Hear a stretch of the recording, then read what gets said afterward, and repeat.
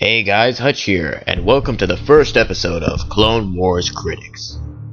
And this week we're going to be talking about the first episode of Season 5 of Star Wars The Clone Wars. And here with me today we have... Dan Grievous. And Grievous Apprentice 15. Yeah, so we're going to be giving our thoughts on this episode. So, what we're going to be doing is we're going to be going by a very simple list of ideas of how we've managed to critique the episode. So we're going to start off with what we liked the most from this episode, and I'll go ahead and start. The thing that I think I like the most about this episode is kind of obvious for those who know me about Clone Wars, but one of my most favorite characters was in it, Hondo Ohnaka. Now, I remember, like, last season, we barely saw... But we didn't see him at all, actually. And then the season before that... We still didn't see him. Wow. So this is the first time in 2 seasons he's finally come back. And he's definitely... He's definitely come back, and he's definitely stolen the show in this episode. So, he's just hilarious through the whole thing.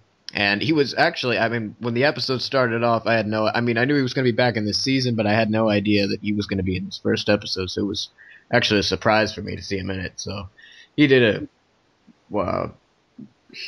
wonderful job, like, stealing it. So one of the lines that I really liked from it was when he said, "Insolence! We are pirates! We don't even know what that means!" So yeah. It's just, the way he did that with his, he completely took control of the story there. So, anyway, and I also liked that one of my least favorite Jedi died. I know that's kind of mean for me to say, but let's face it, I didn't really enjoy her at all. She was kind of random and, Adi Gallia, so she was just... I didn't really care much for her. But, yeah. And they also started to expand the story. It's like introducing a story that's really setting up for the whole season. I think that idea can go really well, or it can end really badly. So I don't know if this technique is going to work, because I hear that they're going to continue this full story on through the first half of the season or even longer. So I don't know how that's going to work out. I liked it when they did standalone episodes, but I guess we're going to find out. And then I also like Palpatine's ending. I really like Palpatine, and the fact that he's going to be in this season. It's going to be, I believe, this may be the last season that we have his voice actor, he died last, how many? This year, I think. Yeah, it was this year. Sadly. It's going to, it's interesting that they're going to be really promoting his character through this as well, so. Anywho, that's basically everything I liked about it. Go ahead, Dan. Okay, so what I liked about this episode is, as you pointed out, Hondo. Who did not like Hondo? I would be surprised if anybody said that Hondo was the least favorite thing they had in this episode. He was the character the Clone Wars has created. Cad Bane is awesome, but Hondo Ohnaka, just when he's on screen, everybody loves him. I cannot top that, because you said my favorite line as well, "Insolence." That's the best line ever of this season so far. But the thing is, I liked how he moved and the way they just brought him in. It just gave weight to his own appearance in the war. Now, I liked, for instance, how they did more. I'm not still on board with the whole thing that he's back, because it's a huge distraction. But they did mention the war. They didn't forget about it. And I'm going to get on that thing later in this discussion. And as I agree with you, Adi Gallia dies. It looked cool. I didn't care about it because she appeared in season 2. That's when the show started to just not expand on the Jedi. And when they die, you do not give a damn. You don't care if any of the Jedi died who died in the Clone Wars. That's why, for instance, we cared kind of about Even Peel, because they kind of expanded, they give him some character, and they explore him a little. Abigail has appeared a lot and has done nothing. She's been so boring. So that's why that's the this is the first sign. This is the first evidence how the Clone Wars doing the Jedi, as just exploring the boring lead characters like Anakin or Ahsoka. I'm sorry, but Ahsoka's she's explored, but they need to do more of her, and they're gonna waste her on their own because Anakin's there. And the thing is, I liked how they made Maul and Savage look like idiots, and they paid for appearing on the show. And Honda made them pay with a smile. He was just awesome. And that's basically what I can say for this. The things I like basically about the episode. Okay, my favorite things personally were the action scenes because the Clone Wars does great action. We've seen a lot of their lightsaber duels, and this one was especially great. Like, I think it's better than the duel we had in Revenge because, well, Obi-Wan and Maul are at their full strength, and it gives them an even chance. Yeah, and also the action scenes were so violent in this episode. Like, even the one in the beginning that was so like fast by, like you see how violent it is. Like, yeah, everything was so violent with the action scenes. It was great. Yeah, like Savage does some really over the top thing with Adigalia, and this action that they put in this episode was so great, especially whenever everyone actually loses it and chops off Savage's arm. Yeah, yeah, that's the thing I liked most, and also I liked Hondo in this episode too. He was freaking great. I love Hondo's character. He's really that awesome. Like, he's just so likable and fun. Yeah, and he's actually one of the few characters that can actually pull off comedy relief. Yeah, great props to Jim Cummings for like bringing this world to life, and he has some of the best dialogue I've seen. Yeah. Yeah, Hondo is definitely the big plus of this episode. All right, so next up we have what we liked least about the episode. I'll start with this once again, and my least favorite thing about this episode was probably Adigalia. I'm glad that she died, but the fact that she was in it at all, it's not that I don't know. She's just a character that every time we see her, she's thrown into the story somehow, and in the end, it's just you wonder why was she there. She's really just a character. I wish maybe they should have expanded on more if they hadn't sat there the whole time focusing on, like the main characters. Because I like it when they get into these other characters that are outside the universe and stuff. Not the main. I'm sorry, not universe. The main trio, I guess it would say. But otherwise she really is just a side character, and it doesn't bother me that she's gone now. So, and I also didn't really like how, unlike some of the other season finals, this one was a direct continuation from last season. Direct. And some things about that kind of bothered me, like Ventress. Like, what happened to her? For one thing, we just see her and Obi-Wan escape at the end, and then, what happens to her. I know she's coming back later on in the season, but it just doesn't really explain any more about that. I don't know. And I once again, I don't really like the easy dismissal of Adigalia's death. Like, she dies, and then, oh, okay, well, we kind of continue on with that. They mention her once or twice. And I can't stand how the Clone Wars does that a lot. Like, when somebody important dies, they just kind of, like, easily dismiss it, as much as they pretty much just dismiss the whole character's story, So I really didn't really like that either. And they cut off Savage's arm. The reason I put this on my dislike is because how many times have we seen this done throughout Star Wars, the whole Star Wars universe? You had Episode 4, Obi-Wan cuts off Baba Ponda's arm, which, was kind of the start. Like, okay, that was interesting. Episode 5, which, of course, Luke's arm gets cut off. And Vader's arm gets cut off, I believe. Well, yeah, in episode 6 when he and Luke are fighting, and then Anakin's arm gets cut off in Attack of the Clones. I mean, it's just you've seen this so many times. It's like when you see it again, it's just I don't know. But I mean, again, I guess that's what happens with with lightsabers and stuff, and really that's something that happens often. So I don't know. It's just kind of something I've seen repeated over a while. So anyway, go ahead, Dan. Okay, the things I didn't like in order of kind of like the way the episode played out. First of all, I just remembered the newsreel featured a Jedi getting killed by Maul and Savage who bear the same model as I'm a Gun Die, a massive die. And it really annoyed me because I like that Jedi. Unlike Anakin or any other Jedi that is one of the main characters, I really like Master Die because he died like a hero. He was not a coward like Anakin, for instance. And they just reuse his model, and it just looks cheap and lazy.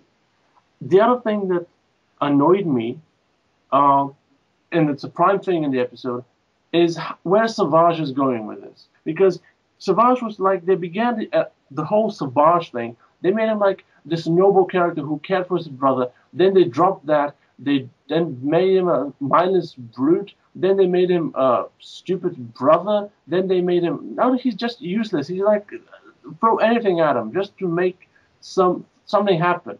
He doesn't make sense. He's evil. He's not evil. They just don't know what to do with him. I just cannot wait for him to die. The other thing that annoys me is not that Adi Gallia was in the episode or that she died, but that she died not by the hands of the awesome General Grievous, because with this episode portrayed how much they have taken away from Grievous by using Maul and Savage. Maul did all those stupid things in the beginning, like he grabbed Savage's face with his metal leg. That's something that Grievous made a trademark in the old Clone Wars series. That was so annoying to me when I watched it. And when Savage killed Adi Gallia, yeah, it looked cool when he charged her and stabbed her like a bull. That was kind of original. I haven't seen that in the Clone Wars. But then I thought of it. He kills her, and Grievous does not kill her. Basically, this idiot Savage has killed more Jedi Masters than Grievous has ever done on screen. Yeah, people say, well, maybe he's killed somebody off screen. It's not important who's killed who off screen. By the way, off-screen note reference about Darth Maul and Asajj Ventress. There's a comic Death Sentence, I think, that I have seen, and it shows how Darth Maul survived and what happened to Ventress after Revenge. I think I don't remember the details. I will show you what happens. Maybe I'm just going to send to you. But the thing is, a lot of things happen off screen, yeah, but the most important things happen on screen. And the last thing, really, okay, it's important for people who collected things, but for people who do not have not been alive by that time, back then, I didn't know what is a snaggletooth, and I didn't know what the important is. And then it hit me. So some obscure references and cameos are important. Other obscure character references, like Mytikas or anybody, like for instance, like the Separatist Council leaders, Tikas most importantly, like he was ditched a year ago, are not important. But this Snaggletooth thing, this whole scene where he was like, well, let me see your lightsaber. Why do we need to see this? What was it so important? I'm sorry, I'm going way more, but this drove me insane. Not insane, but I love the episode. But this just, the priority of some things over others is just mind-boggling. But that's the only thing I didn't like. But still, okay. Okay, what I liked least about this episode, as Dan said before, is that Ali Gallia did not die by the hand of Grievous like she originally did in the comics. Like, in season 4, it had like this really big moment in the trailer when we saw Grievous fighting Ali Gallia, and like everyone was excited, like Grievous is going to kill her. But whenever Nomad Droids came along, no, they just wasted that episode. It was completely rushed. They had no time, and they could have killed Ali Gallia at that moment, but they chose to keep her around to waste more time. Adigalia is pretty much a forced Jedi to me. Like, and they just put her in an episode just to have her there, like in Grievous Intrigue. I liked Grievous Intrigue, but Adigalia was forced there. Nomad droids, like her survival was forced, like so they can just keep forcing her in there. And this episode, I like this episode a lot, but it was she was forced in this episode. Like they just forced her around, and then like they killed her by Savage's hand. Like I like the creative way that Savage killed her, but the fact that they're not letting Grievous kill Adigalia just angers me. Like George Lucas has Grievous on a leash. Like it's like, oh, only kill Jedi like every like 5 seasons. This is on the 5th season. Like George Lucas needs to take that leash off of Grievous because the fans love him and he's not giving him enough freedom. Like they just gave Adigalia to Savage to kill him. It just bothered me so much. Yeah, that was the thing that I didn't like about this episode. Like they changed Adigalia's death. All right. So now we'll move on to our overall thoughts about the episode. Overall, I believe this episode was fine, but I kind of think that if it weren't for Hondo, I wouldn't think as highly about this episode. I mean, because, like we said before, he definitely stole the show.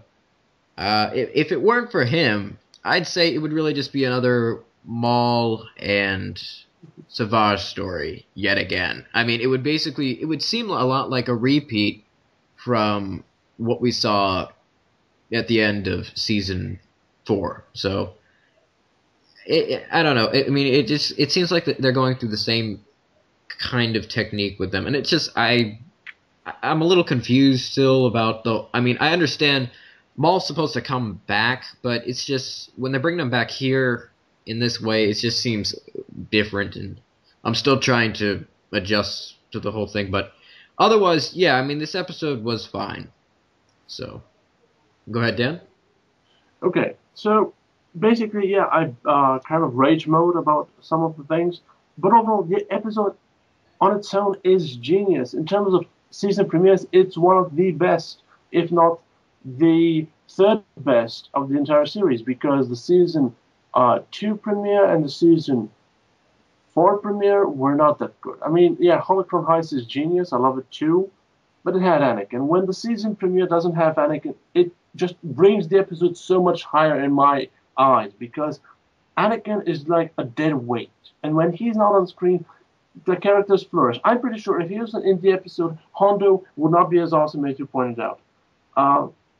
The thing is, I totally agree with you. This episode was great on its own, but it just shows how the whole Maul thing is going nowhere. They don't know what to do with him. I mean, last season it was like, I will be awaiting the Jedi. And then he's expecting the Jedi. Then in this season, in this episode, he's like, oh, the Jedi are hunting us. I was not expecting this. Well, doofus, if you didn't expect this, don't show yourself, kill an entire village, and then call the Jedi.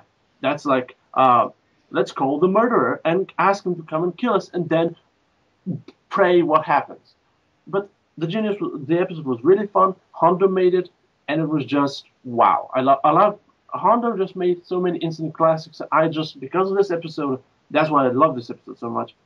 I love Hondo more than Han Solo. Sue me, call the mobs.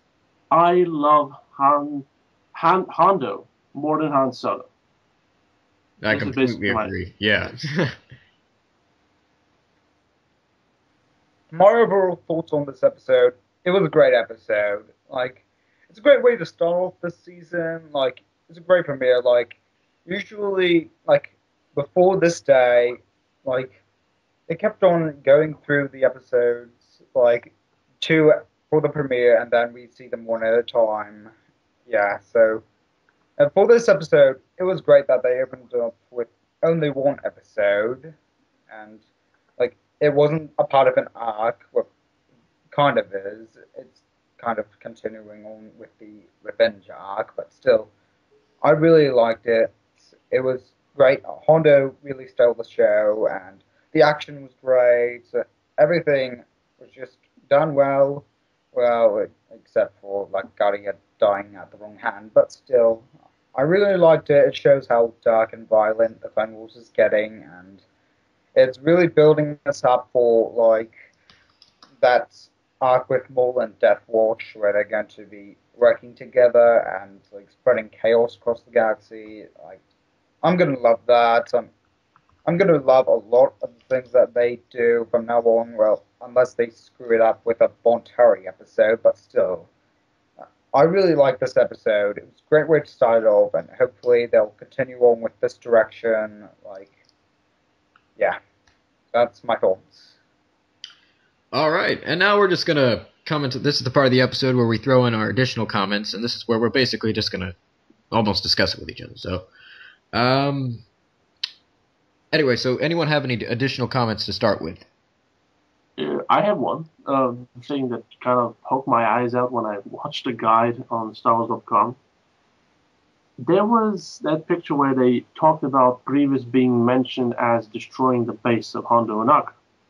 Yes. Now, that drove me insane. I'm sorry that I'm just throwing this out there, but it was just mind-boggling because it was pointed out that Grievous destroyed Hondo's base, and it was animated, and it appears in the Clone Wars. But it says that it was only seen by a lucky few, which I am starting to hate those lucky few who managed to see it at Celebration 6. And my theory is that Revival was supposed to be maybe after the Young Jedi arc, which I think that the General Grievous destroying Hondo's base is part of the Young Jedi thing that obviously doesn't happen now. Right. So I just want to see it. I mean, that's what just grinds my gears at the moment. We could have seen Grievous destroying and taking over Florum, not because of revenge or something, because it's not because of Dooku captured. It's because the Florum, the Florum system and the entire sector was taken over by Grievous. I just want to see that. I know it's why would they cut something like that just completely out of the whole? I mean, I don't know. I mean, to hear, I actually had no idea that they have that additional footage at Celebration 6, but it's not an additional footage. I think it was Jedi lightsabers rattling or Club Jade or something. I think it was that reported on this. I think it was Club Jedi mostly. Was moreover, I'm pretty sure it's them. Right.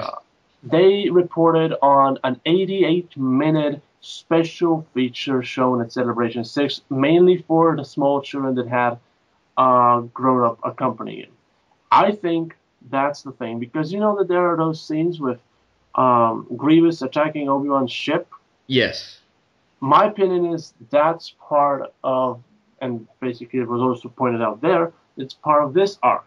And I'm not sure because they said that the Young Jedi arc is not no more part of Season 5 and it's going to be a standalone thing that's going to spin off a new series about, the Clone Wars, but more like for children, less violence, because we're not going to get, I think it's mainly because we're getting more and more scenes like where Savage has his arm cut off, Gala is getting her stomach basically butchered by horns. I mean, I think that's the whole point. They're just going to start making the Clone Wars back into the thing that was kind of like in the old days where there was less death and pretentiousness, maybe. I don't know. Well, yeah. That's interesting, too, because, it's just, like, makes you wonder, then, how much of Grievous do you think we're going to actually end up seeing in this season? Just because we've got like this whole Savage Maul arc that's going to be carrying out. I've heard 9 episodes for this. No, that's not true. I really don't think it's 9 episodes. It could be less because I know like the ending is supposed to be eventually where Palpatine's supposed to fight. Fight the two of them, but I don't know if that. Obviously I've just seen the trailer, so I don't know. Yeah, my thing is about those 2 points that you made is that we're gonna see that happen. But so far, the season has been outlined like we're getting Revival now, Onderon 4 episodes, Clovis 3 episodes. Basically, we're gonna be up to episode 8 with when the Clovis arc ends. Right. And then my assumption is that maybe we're gonna then go into the, because usually the highlight of the season is supposed to be the middle of the season. That's right. Like for instance, like last season, my most hated arc of the Clone Wars kind of was in the middle of the season, like Umbara. Right. So my assumption is that they're gonna air the later episodes with Maul right after the Clovis episodes, and the highlight of the season, it's gonna be like the maybe 14th or 15th, or maybe I'm assuming like maybe no, it's like we get to episode 8 with Clovis, then we get 9, 10, 11, maybe 12 are gonna be the later Maul episodes, because he's gonna be in more episodes, but 9 episodes, that's the half the season. I doubt he's gonna be, because we have 4 episodes of the Droid arc. We have at least 3 episodes of the Ventress Ahsoka Temple Attack. Right. And we have somewhere in there, we have Thorn, Gregor, Thorn, Rex, the 5 story, Caden and Moidia. So, yeah, basically, and one thing, final. The book that almost spoiled the entire premiere, actually, it did spoil. Those who have noticed, there are videos on the internet and on YouTube that point out the spoilers from this preview on Amazon about the book Shadow Conspiracy. And that book is supposed to be released on the 1st of January 2013. And it has all the things, including everything that happens on Mandalore. Really? Yes. Wow, so that's interesting. So that's like when they released books about the Battle of Ryloth, the Holocron heist, all those young reader things. Right. So that means that we're expected probably to see somehow we could very well see it before the end of this year, the wrap up of the whole Savage Maul arc. Yeah, I'm assuming so. Because... And I think that the Cato Neimoidia stuff is going to tie in with the Clovis trilogy, and that Grievous is going to be part of the Cato Neimoidia battle. Not sure. I think someone said it was a rumor, but yeah. Either way, I think they are going to put in Grievous, not just have him mentioned. They are going to put him in because he's that much of a character. He has to be in every season. He's the main cause of the Clone Wars. He's what keeps it going. Well, yeah, the problem is that the show has so destroyed Grievous's reputation in general. I love him. I know you love him too. But he's not going to be on Kid Neimoidia as far as I'm concerned, because this is the world of the Neimoidians. We have so many cool Neimoidians that need to show up, like Martuk, Lucius Dauphin from episode 3, the guy who's the captain on Grievous' ship. Yes. We have Logdud. We can have all these, and Newt Gunray. Freaking Gunray. This and Logdud is going to appear because in one of the bridges of the Kid Neimoidia scenes, the center of a bridge is burning. I'm assuming that somebody's going to attack Lord Dod's palace. Maybe the Trade Federation is going to try to say, well, look, the Separatist Trade Federation is attacking the Republic Trade Federation. Maybe the Republic Trade Federation, quote unquote, are good guys. Maybe the Newt Gunray, I hope he appears, because I'm assuming that maybe if the young Jedi thing is not part of the season, maybe the Caden Neimoidia thing that is affected by the Clovis arc, as Corey pointed out, it's going to be part of the season, but it's going to be pushed back from season 6, because there are a lot of things in the past we've seen that have gone from one season back. Like, for instance, at one point I think it was supposed to have Umbara the season finale of season 4 or of season 3 or something. Right. First, the events up until the general, and then the season premiere of the next season to be Planet Descent and Carnage of Krell. They continue from there, which it's awful because Planet Descent is horrible. But I don't know. I'm just hoping for the best. And Grievous, as far as I'm concerned, nobody's missing him. That's the problem. Yeah. I ask random people. That's the way the Clone Wars has just ruined him somehow, is because they are not using him properly. They're doing with Maul and Savage what they should be doing with Grievous. At this point, I'm asking myself, if I didn't know Grievous survives in Revenge of the Sith and he dies, and he sets off all the events of Order 66 and everything else that falls down, because we don't care about Dooku. We see that Dooku dies, his head is cut off, nobody, except, some feel that the thing is going to go hell. Right. But he dies, and the war keeps going. Yes, it keeps going. When Grievous dies and the Separatist leaders die, then things go to hell. Right. I mean, Dooku dies, and that's why I don't know. If I didn't know that Grievous is the most essential part of Revenge of the Sith, I would think that maybe if I was just like the newest kid on the block and I said like, this Clone Wars is good. I haven't seen the movies, but let's see how it plays out.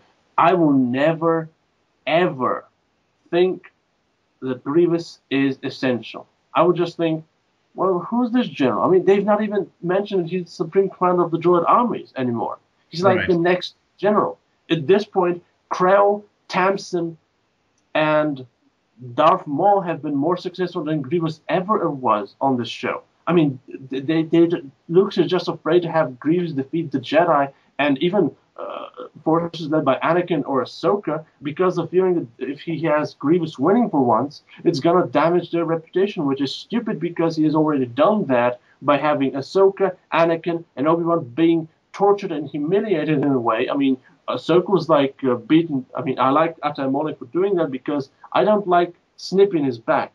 And that's why sometimes I just think that Lucas is doing all these things and he doesn't see the larger picture that he's creating.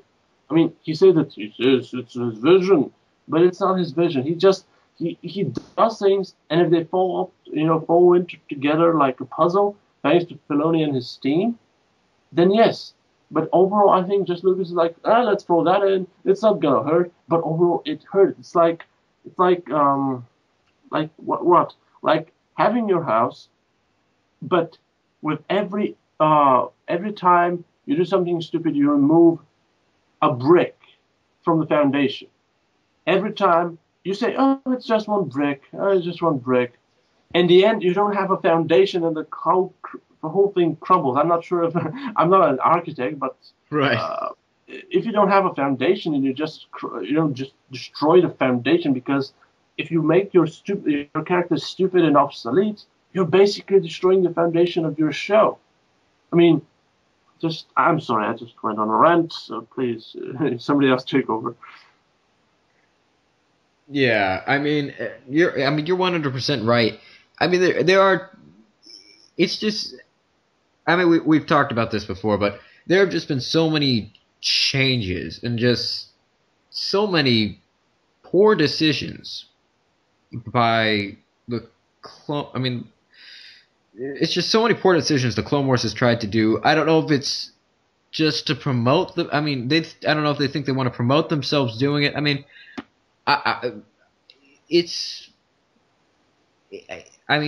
it's just really changed the way we've looked at it. I mean, season 1 was great. I mean, I can't say there's one episode in season 1 I don't like, except for maybe the one with Jar Jar. Yeah, mine would be Jedi Crash, but that was in the past. Yeah, compared to the later Abominations, Jedi Crash, and even the Jar Jar episodes of season 1 have turned out to be kind of like geniuses. Yes, genius masterpieces. Exactly. I mean, because then we were excited. The way we saw it was the story was really getting into all these other characters, Yeah. It was outside. I mean, they were even outside the Obi-Wan, Anakin, Ahsoka arc. Indeed. And those episodes, ironically, were critically acclaimed. I mean, they were just the episode with the Grievous's lair. That was just like, I mean, like that got awards, didn't it? Yeah, that's where that's going somewhere where I always kind of beep about the whole thing, because again, Lucas doesn't see the whole picture, but if you notice, all the best episodes ever don't have I'm sorry, Corey, Anakin or Ahsoka. I'm sorry, I'm just saying that. Anakin especially. If for instance, Bounty was a genius episode. Massacre was a genius episode. Lair of Grievous, okay, there was a cameo by Ahsoka, but no Anakin, kind of. Right. Yeah. I have There to was like agree. The less Anakin, the better, because well, he gets like used like too much. Like yes, they just put him in there just to have him there. Like, yeah, and I have to agree. Like the less Anakin, the more they can focus on the other characters. indeed. And the thing is with Anakin too, this goes back to my opinions on like the prequels and stuff like that with Anakin, but it really is based on just the way Lucas had made this guy who would eventually become Darth Vader, you know, the most terrorizing villain in the galaxy. You know, they come back here and they make him based with the prequels. I mean, you see him, he whines and stuff like that, and that just bugs the heck out of me. You bring him into the Clone Wars, and you really have no choice but to expand on that whining. So it's just it's a lot like the analogy you used before about the Foundation and the bricks and stuff like that. I mean, this guy was just.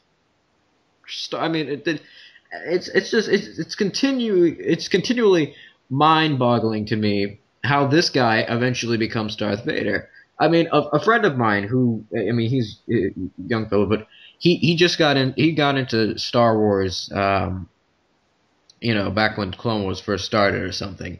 You know, he was learning about Anakin, and then he realizes that he eventually becomes Darth Vader, and he's like, "What?" It blew his mind, and that how out of character they've made him. I mean, Episode 3, I mean, it does a pretty good job of making that transition, but there's still so many loose gaps, and the Clone Wars it's just creating more. I don't know. I mean, it's just, really, nobody wants to see Anakin in the series. And well, there are those, but the problem is, actually, in the end, it doesn't depend on us. I mean, right. For instance, the first video that Dave Filoni put, like, he answers our questions, quote unquote. Yeah. He said that these days they do arcs, and that's why they don't focus on secondary characters.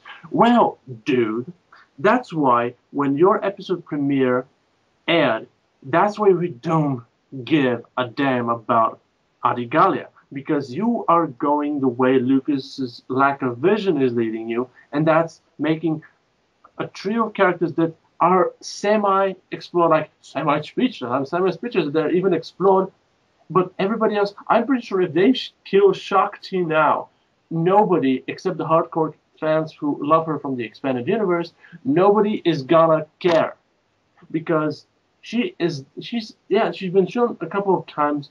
She's not been explored. The same thing with Adigalia. She's gonna show up and die, like Ethkoff. I'm pretty sure if Ethkoff dies tomorrow, nobody is gonna care if she's dead. Right. Yeah, no one's going to care about Ethkoff. He hasn't shown up since his first appearance. And, that's the thing. That's just the thing. They kill him off, no one's going to care. It's like, oh, well, he only showed up once and we didn't really care then. We don't care now. Right. They're just not I mean, that's exactly what it is. They're not expanding on these characters they give us, they introduce it to us, and they leave us hanging. Then finally they come back, and Adigalia is a perfect example of this. They just kill him. What is this, you know? I don't understand. It's kind of sad whenever, like, the fans would do a better job, like, making the show than George Lucas himself. Absolutely. That's why, you know, I mean, he really just needs to take a step back from the whole thing and look at it as a whole. I mean, he's not...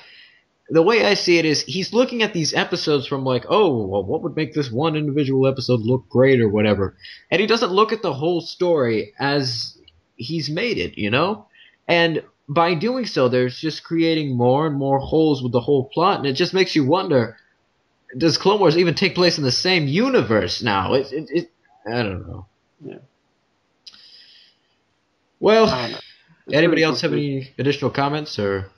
No, this is an endless discussion. I mean, this is like a discussion we can go on for 2 days straight, because there are a lot of things that have gone wrong that the Clone Wars just They have gone against everything they believed in seasons 1 and 2. I mean, like back when they kind of respected the EU, the EU. Now they don't. They don't give a damn. I'm sorry for saying that so many times. They don't care. Yeah, it's there, but at least respect it. I mean, I heard. I'm sorry. This is the final note. I'm shutting up after that. We're gonna have Onderon be again about a king. It's gonna be again kingly issues. That's like the fourth arc or something in this show that is dealing with a queen or a king. We had what in season 3 we got King Katunko. I miss him. He got killed, and it was like a plot point in the episode Night, which is the Mist, and he was featured in other episodes, and he was the king. Um, then we had King Manchucho, who's like the other main secondary characters of the Alina episode from season 4. Then before that, we had the King of Mon Calamari, which was the biggest stupidity. And now we're gonna have the King of Onderon. I know that it's a King of Onderon is the better because basically the Calamari thing was always ruled by a council, Right. like we see in the old Clone Wars series. But this is just stupid how they're just doing kings and kings. I don't know if they see it. Yeah, what I'm wondering is why do they expand? That's another thing too. They're very narrow-minded with the way they looked at these different political governments they come up with for these planets and stuff like that. I mean, you think with a galaxy with so many systems, and so many individual planets with, even in the Outer Rim where they have their own type of government. It's just, why don't they? I mean, there are definitely other types that they could explore, and give us more of a different perspective rather than reusing, and this is something we say about the Clone Wars over and over again, reusing the old stuff until it wears out. I mean, it's just, once again, where we see things just are, just no words to describe it, really. That's a problem. One final thing. That's a problem when you allow George Lucas to do the same thing over and over and be successful. Like when he, like he said, he redid the same thing twice and people liked it. That's the thing. He thinks that it could work over and over and over and over again. And this is my final word. Yes. And I don't know. All right. Well, with that then, I suppose we'll call it an end to this. Thank you both for being on the show today, and we'll see how next week's episode goes. Really, I mean, let's hope. Well, next week's episode, it might suffer. It's a Bon Terry episode, and we know the history of those kind of episodes. Oh boy. Well, Bon Terry is not a problem with this episode. It's usually Anakin again because you have your Ahsoka, but she'll be overshadowed by Anakin because. Like, the only thing that ends the preview is not like Ahsoka's barely in the preview. And she's going to be the main reason why they're there with Lux. But Anakin's like, most impressive. Yeah, basically, Once again, I think it would go better if they line they were using. after the first episode. If they took out Anakin and Obi-Wan after the first episode, it would go much smoother for the rest of the arc. Indeed, but we'll see. Yeah. We shall see. I mean, I'm looking forward. I mean, I don't know if I'm looking forward or if I'm scared to how they're going to be dealing with the introduction from the Clone Wars of the, what do you call them? Onderonians? No. The Empire. The Rebels? No. The preview that they just released recently with Maul and Savage. Oh, I know them like the Black Sun. Yes, the Black Sun. The Black Sun. Yes, the Black Sun. I mean, I've just been, I'm excited. Well, I don't know if I'm excited or scared really for the show, how they're going to pull them off into it. I mean, I like so far from that preview, it's Maul going to the Black Sun. Yeah, but they're going. I'm not sure. I'm not very familiar with Black Sun. I'm mainly a Separatist diehard fan. So. But wasn't Black Sun made up of various different species, not just Falane? Yeah, I think was affiliated with them. Like, he had the Black Sun symbol on his belly. Yeah. Yeah, I mean, Well, the way it worked was it was like it's supposed to be even greater than it's one of the greatest like under crime empires outside of the Huts. In fact, it's at times in like the history of Star Wars, it's actually at times been greater than that. That's the thing that's gonna play into the whole episode. I think the Black Sun are gonna have a squabble with the Huts or something like that. I don't know. Well, and then the thing is too, the way the artwork with because Maul actually played a huge role with them back before if you read the stories before Episode 1. Yeah, I remember there was I saw a slaughter. like an animated version of those stories, like Maul was going to assassinate the Black Sun people, whatever. Yeah, Right. The Well, and then Sidious comes in and he replaces their leader with somebody who would technically he could use as his quote puppet to keep them under control, and that's really it was one of his first moves or something. So I'm wondering if this has anything to do with how Palpatine's eventually going to confront Maul, or how it's going to go down. And I don't even know when this episode is going to show up. I mean, they're going to be on Mustafar too. To add to that, which is gonna suck. Yeah, because again, Mustafar looks beautiful. I even commented on Joe Aaron's Facebook page. He has done a beautiful job, but they're like hundreds of volcanic planets. They're like dozens listed on Wikipedia. You can just take any of them and just call it Mustafar, and you just remove the name Mustafar and make it like Sullust or anything else. Right, and again, we even forget what the whole main purpose of Mustafar's like production is anyway. I mean, it's not really for. Well, it was originally just some special ore harvested by the Mustafarians for the Techno Union, but now there's a Jedi temple, ruins of the Jedi temple on the planet. There are Black Sun on the planet. Yeah, I mean, like, what are criminals doing on the? I mean, it's really just a separatist. I mean, it just it was right hideout thing for everyone. Does everyone go there to hide out? Yeah, that's a good point. I mean, this is like certainly not a very good vacation spot, but sure. We'll see. Yeah, that's really what it is. We're just gonna have to wait and see what's gonna happen and come out of it. I mean, for all we know, they could pull them off so well. I mean, so far the species that they had that came to greet Maul was actually quite recognizable to the main Empire species. So they're at least keeping that. Size a little. Yeah, they're at least keeping that whole canon aspect involved with there. But again, it's just, will they do another Maul on me? I don't know, but we'll see. We'll wait and see. Anyway, thank you once again for both of you for being able to come on the show, and we shall talk about next week's episode around the same time next week. So, sounds good. All right. See you later, guys.